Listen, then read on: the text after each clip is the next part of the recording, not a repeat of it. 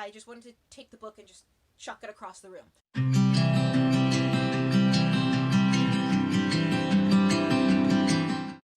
Hello. It is June 22nd. I'm pretty sure it's June 22nd. Anyway, we're halfway through the year, which means I'm going to film a mid-year book freakout tag, which I am really excited about. Now here's the thing. Your girl has read only 5 books this year. Most of that's because, if you watch my other 2 videos, you know that I'm a full-time teacher, and that takes up a whole lot of my time. And the other reason is because after COVID hit and quarantine and all that, I just hit a bit of a slump with reading. But we're getting into a groove again, so we're going to freak out about some books. So I took questions from different blog posts, different videos, different booktubers that did the mid-year freakout tag already to kind of get myself together. So this is a hodgepodge of lots of different questions from different mid-year freakout tags. So I'm going to start with the most anticipated releases of the second half of 2020. And my first one on that list would have to be A Sky Beyond the Storm by Sabaa Tahir. And that book comes out December of 2020. It is the 4th and final book in the Ember and the Ashes quartet. So I'm really excited for that one to come out, and I'm going to take my glasses off because holy ring light. My second most anticipated release of the second half of 2020 is Star Daughter by Shweta Thakkar. I don't know a lot about the book, to be honest, but I saw the cover on Twitter and I was immediately drawn to it, so it's a book that I really want to get. So yeah, most anticipated release of 2020. Next one is Raybearer by Jordan Ifueko, and it also comes out August of 2020. A lot of these books that are on here because the covers are really captivating. I know, we're not supposed to judge books by covers, but some of these covers, I know when I look at a cover, sometimes I kind of just think, wow, this is a book that I'm going to want to read. I'm either captivated by the way the character looks or something about the cover. So yeah, Raybearer comes out also in August of 2020. Next book on here is Ironheart by Nina Varela. Ironheart is the sequel to Criers War, which I read earlier this year and I loved, and I really want to know what happens next. When the book ended, I was in one of those, wait, this is it? When's the next one coming out? So the next one is coming out in September of 2020, and as soon as that comes out, I am grabbing it. My last most anticipated release of the second half of 2020 is Court of Lions by Somaya Daoud. It comes out August 4th of 2020, and it is the sequel to Mirage. And I have not read Mirage yet. Mirage is one of the books that I'm going to segue into the next category, which is what are some books that you need to read by the end of the year? And the first one on that list is Mirage. I heard some people talking about it earlier this week, and then I found out that there was a sequel coming out called Court of Lions, and once again, I saw the cover for Court of Lions, and I saw these 2 really beautiful Black girls on the cover, and I thought, okay, this is a book that I'm going to want to read, but I should probably read the first book first. So Mirage is a book that is on my list of books that need to be read before the end of 2020. Next question. Not next question. Oh, okay. So the 2 other books that are on my list of books that I need to read before the end of 2020 are A Torch Against the Night and A Reaper at the Gates by Sabaa Tahir. They are the second and third books in the Ember and the Ashes quartet. If you follow me on Instagram, you know that I read An Ember and the Ashes last year and absolutely loved it.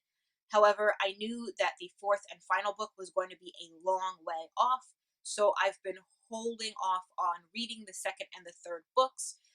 This way there's not a huge gap in between me finishing the third book and being able to read the 4th book. I wanted there to be a pretty short gap. This way I wasn't, just sitting here, okay, when's it coming out? Is it December yet? So I wanted to make sure that there was a short gap in between me finishing book 3 and me being able to read book 4. So yeah, Torch Against the Night and Reaper at the Gates are also on my list of books that I need to read in 2020. Another book that I want to read before the end of 2020 is Clap Before You Land. I love Elizabeth Acevedo. She's one of my favorite authors. I first read The Poet X by her, which was written in prose, and then I read With the Fire on High, and With the Fire on High holds a very special place in my heart. So I was really excited when I found out she had a third book coming out, and I believe this book, Clap When You Land, is also written in prose, so I'm really excited to jump into that this year. And my last book on the list of what are some books that I need to read before the end of the year is A Song of Wraiths and Ruin by Roseanne A. Brown. I just got my copy of this book last week, and I'm more than excited to get into it. The cover is absolutely stunning, and I opened the book, and lo and behold, there was a trigger warning. And I'm one of those people who really appreciates when authors put trigger warnings in books. I don't feel like it's spoiling anything for me. I just feel it's just a heads up. So thank you, Roseanne A. Brown, for putting a trigger warning in your book. Okay, biggest surprise so far: Criers War by Nina Varela. Simply because that book came in an Owlcrate box. I've been subscribed to Owlcrate for about a year now, and I have not read a single book that has come in my Owlcrate boxes. I'm really, really bad about reading my Owlcrate books. It's a problem. But when that book came, the box was a sci-fi themed box, and I love just about anything science fiction, so I knew it was going to be a book that I wanted to read. And then when I found out that it was a book with queer characters, I was just okay, I need to read this.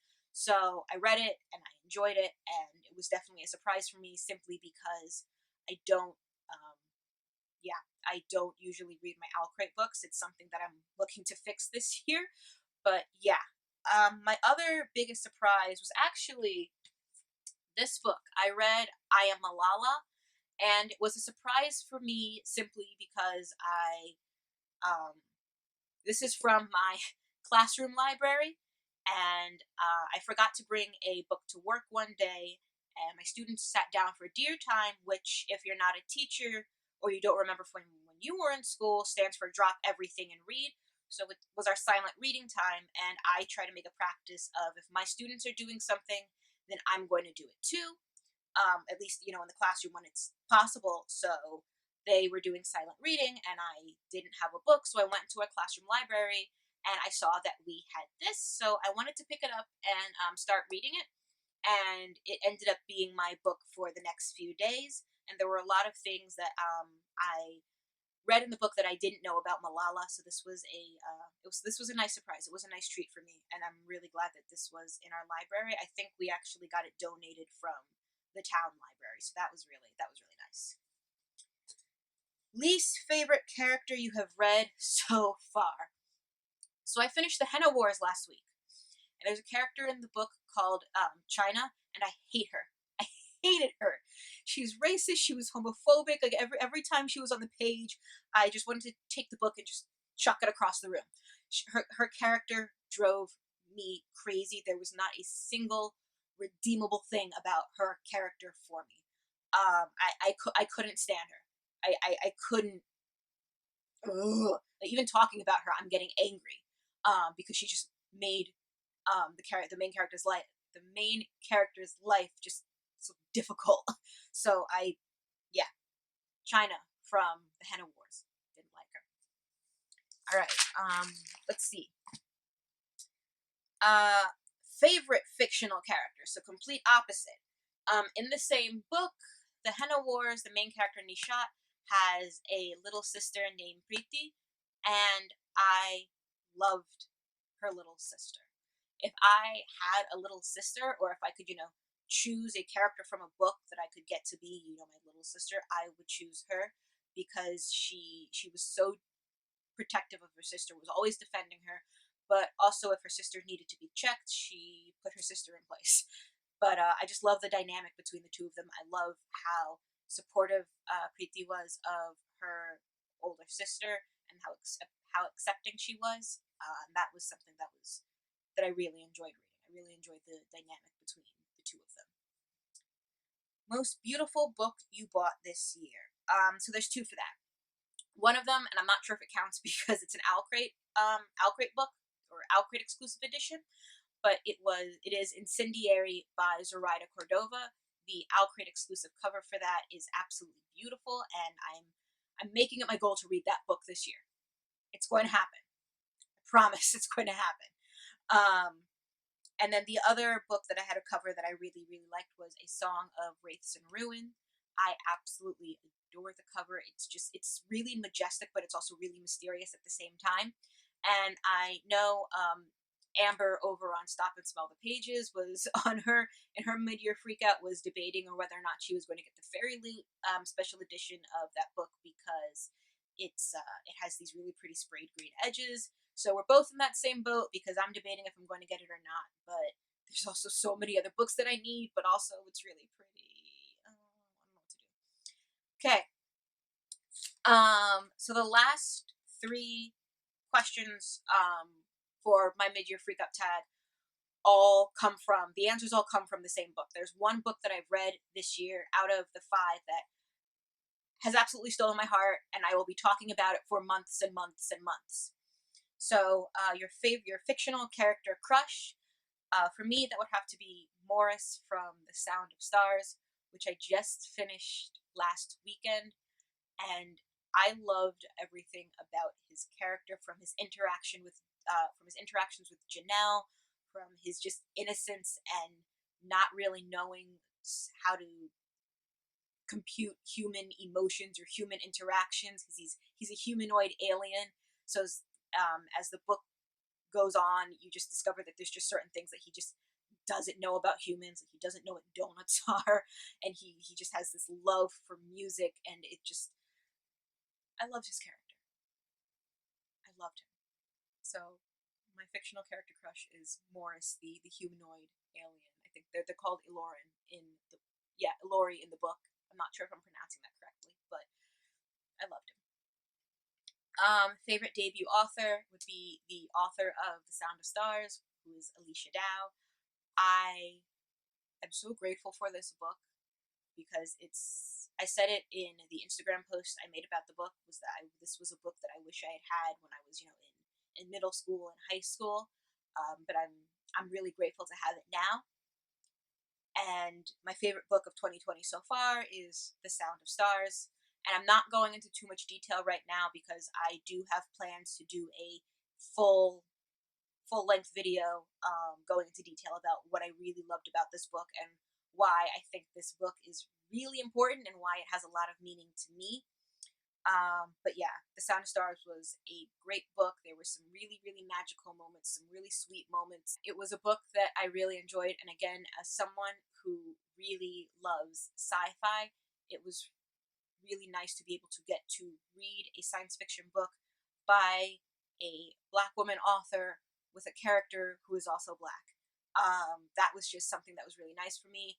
But again, I'm going to go into detail more about these things when I film that video.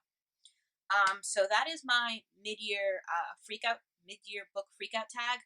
There's some books on this list that I don't have yet, like Mirage.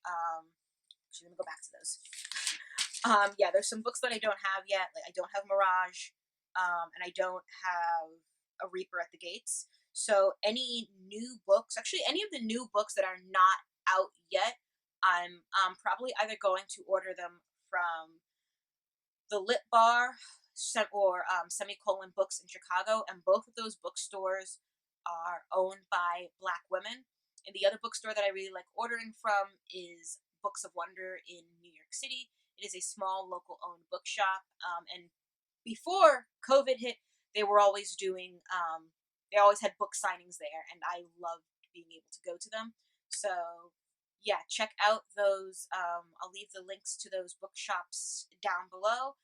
Make sure to check them out, and also make sure to subscribe and hit the notification bell, because I am posting more frequently, and I have a lot of cool video ideas and things that I would love to share with you guys.